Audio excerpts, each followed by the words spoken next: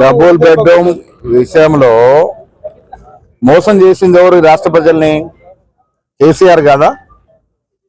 Double bedroom అని ప్రతి బహిరంగ సభలో చెప్పి 10 ఏళ్ళు అధికారం నుండి ఎన్ని వేల డబుల్ బెడ్రూమ్లు ఇచ్చిండ్రు? ఇలా కాంగ్రెస్ పార్టీ ఇచ్చిన మాట ప్రకారం ఇందిరా మిల్ల పేరిట ఒక్కొక్క నియోజకవర్గానికి 3000 ఇల్లు చొప్పున ఇస్తున్నాం. ఇచ్చే విధానం కూడా ఏంటి?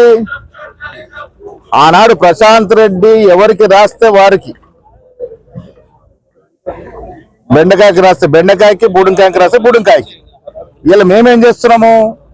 లాటరీ పద్ధతిలో అర్హత కలిగిన వాళ్ళ లిస్ట్ తీసుకొని లాటరీ పద్ధతిలో ఇల్లు ఇస్తున్నాం.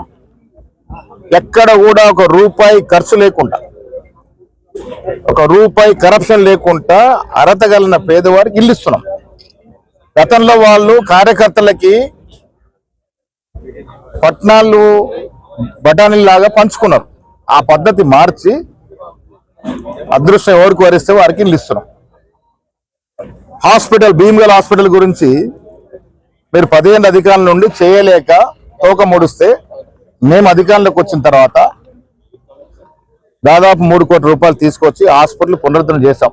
ఇంకా మిగతా పెండింగ్ బిల్లు కూడా 5-10 రోజులు వస్తూ ఉన్నాయి. భీమ్గల్కి కోర్టు భవనం తీసుకొచ్చాం అధికారికంగా. ఇంకా భీమ్గల్కి చాలా చేయాల్సి ఉంది. లింబాద్రి గుట్ట మీద గెస్ట్ హౌస్ తీసుకొచ్చాం. ఆర్మూరు గుట్ట మీద గెస్ట్ హౌస్ తీసుకొచ్చాం. ఇవాళ కొండగట్టు నుంచి ఆర్మూరు వరకు, తర్వాత బాసర్ వరకు రోడ్డు వెడల్పు చేసే కార్యక్రమం చేపడతా ఉన్నాం. ఇంకా ఈ బాలుకొండ, ఆర్మూరు నియోజకవర్గాల్లో ఏ అవసరం ఉన్నా తీర్చ సిద్ధంగా ఉన్నాం. ఇంటిగ్రేటెడ్ స్కూల్ ఆర్మూరుకు వచ్చింది, బాలుకొండకు రావాల్సి ఉంది.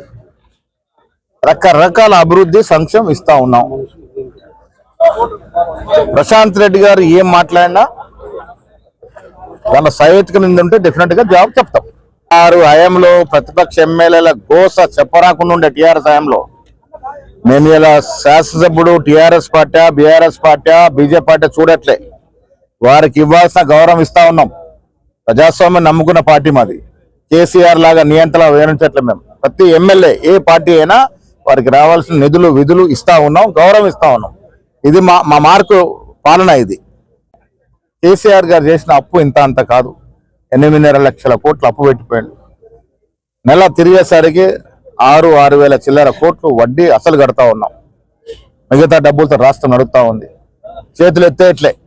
వచ్చే కాలంలో పెన్షన్ కూడా ఇచ్చే ప్రయత్నం చేస్తాం. Thank you.